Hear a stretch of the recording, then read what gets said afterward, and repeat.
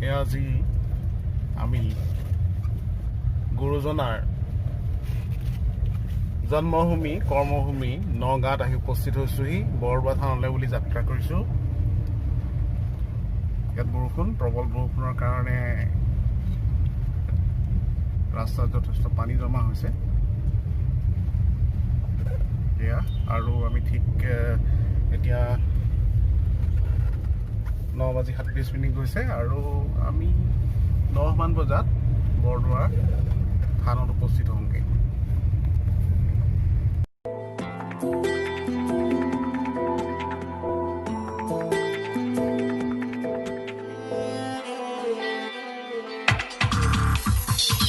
পাহি মেলি ফুলি উঠা এই পৃথিৱী খুলি খুলি সৰি পৰে কি নিয়তি।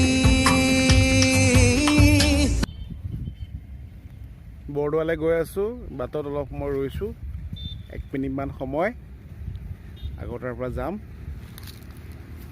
মৎস্য উৎপাদনৰ ক্ষেত্ৰত নগাঁৱৰ বিশেষ নাম আছে। আৰু এইটো এটা ডাঙৰ ফিচাৰী, সেই দূৰত এখন ডাঙৰ শাক পাচলি বজাৰ।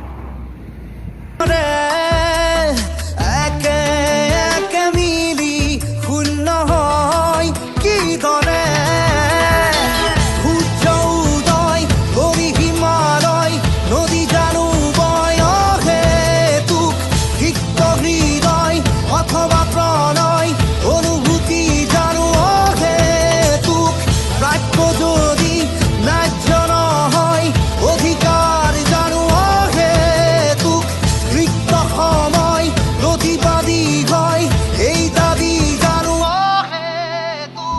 এয়া আমি বৰদোৱা সত্ৰৰ প্ৰৱেশ পথ পাৰ হৈছোঁ আৰু খুব বেছি 7 মিনিটত আমি পাই যামগৈ।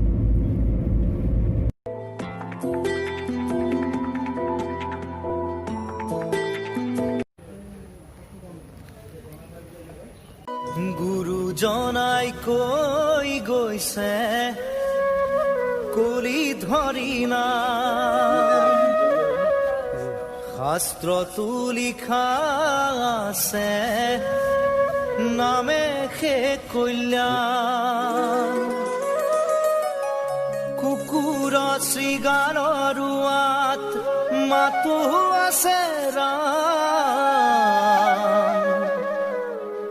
ৰাম নামৰ মালা গাঁঠি কৰা নিজ কাম। গোপাল গোবিন্দ লোৱা হৰিণা কি যে সুমধুৰ এই হৰিনাম। গুৰুজনাই কৈ গৈছে কলিৰ হৰিণা শাস্ত্ৰতো লিখা আছে নামে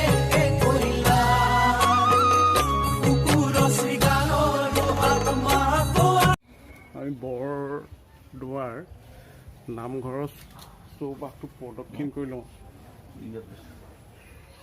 নিৰাকাৰী প্ৰভু আছে সবাৰো আত্মাতে লোকতাৰণৰ হেতু গুৰুজনাই ক'লে যত জীৱ তত শিৱ ইটো চৰাচৰ চৰণে পৰিয়া সবা কৰিবা প্ৰণাম। গুৰুবাণী মুখে লৈয়া বোলা ৰাম ৰাম গোপাল গোবিন্দ লোৱা হৰিণা।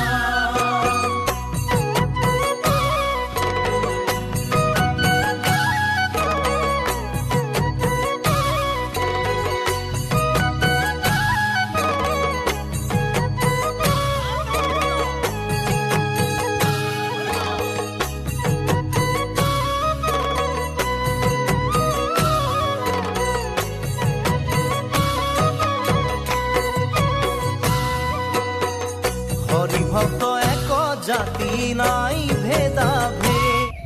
শংকৰদেৱৰ জন্মস্থান যুগনায়ক তথা মহাপুৰুষ শ্ৰীমন্ত শংকৰদেৱৰ জন্মস্থান। আমি আজি বট্টদৰাত উপস্থিত হৈছোঁহি। এক সুন্দৰ পৰিৱেশ, নিৰিবিলি পৰিৱেশৰ মাজত আজি আমি আছোঁ।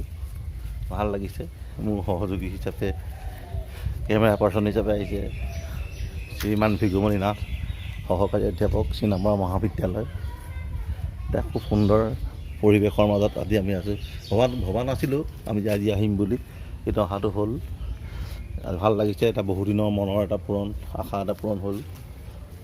শংকৰদেৱ বৰদোৱাৰ সৃষ্ট আকাশী গংগা যাক কোৱা হয়, আকাশী গংগাৰ পাৰত আজি আমি উপস্থিত আছোঁ।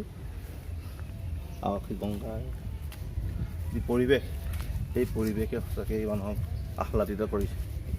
এটা সুন্দৰ, এটা মনোৰম পৰিৱেশৰ মাজত আজি আমি আছোঁ। সঁচাকৈ সুন্দৰ অতি।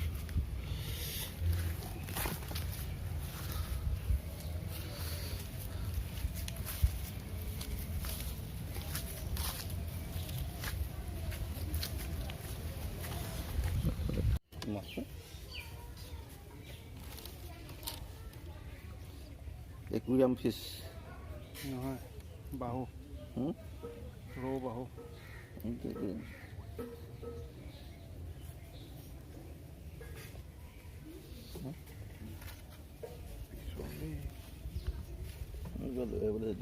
এই ভোগখিনি দি দিম এতিয়া, আপুনি চাবচোন মই কেনেকৈ মোকে খোৱা ভোগখিনি।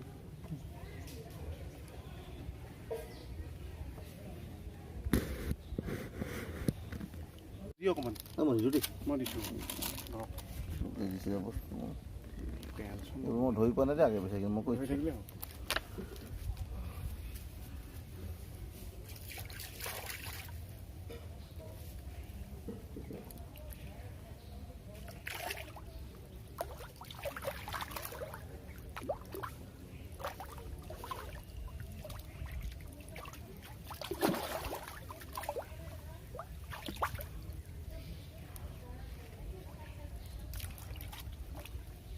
বেছিকৈ দিবা।